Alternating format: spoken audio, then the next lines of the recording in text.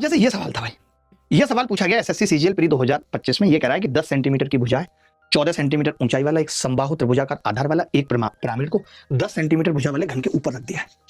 आ गया होगा आराम से, क्योंकि 10 सेंटीमीटर की भुजा है और लगभग ऊंचाई भी 10 ही है, बहुत ज्यादा नहीं है कोई। तो मैं ये कह रहा था, अगर इन दोनों का कुल आयतन पूछ रहा है तो मुझे पता है घन का 10 की क्यूब होता है। और अगर मैं उसकी बात करूं तो वो लेस देन 10 की क्यूब ही होगा, यानी उत्तर 2000 से छोटा होगा। और आप सोचो, इतने दुख की बात है कि एक ही ऑप्शन भी था।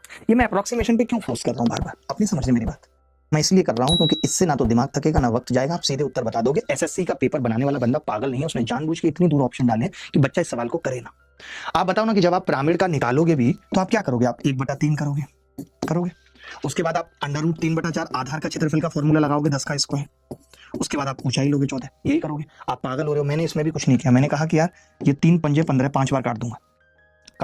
इसको 2 मान के 2 दूनी 4 कर दूंगा, इसको 2 से फिर 2 बार काट दूंगा। तो भी देख रहा हूँ 10 100 दूनी 200, ये 1200 ही आ रहा है। 1200 के आसपास एक ही ऑप्शन है, दैट इज बी।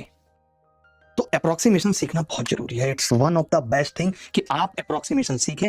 अप्रोक्सीमेशन कहां लगेगा, देखते ही कैसे पता चलेगा, जहां ऑप्शन दूरी पे होंगे, बहुत दूर पे अंदाजा लगा लेंगे हम, ये उसी का घर है। अगर घर बहुत दूर पे बने हो, 1-2 जोड़ी कपड़े तो उसके छत पे सूख रहे होंगे, जिनकी पहचान हमें होगी, देखते ही समझ जाएंगे रिया का घर है।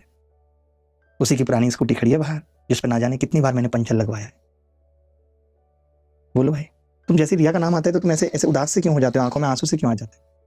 रिया से ऐसे क्या ताल्लुकात थे तुम्हारे?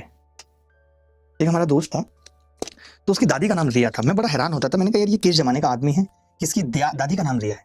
बहुत साल बाद उसने बताया कि रियाया था, लेकिन रियाया से लोगों को लगता था कि ये दूसरी कम्युनिटी से आते हैं, तो हमने दादी का या हटा दिया, खाली रिया रह गया।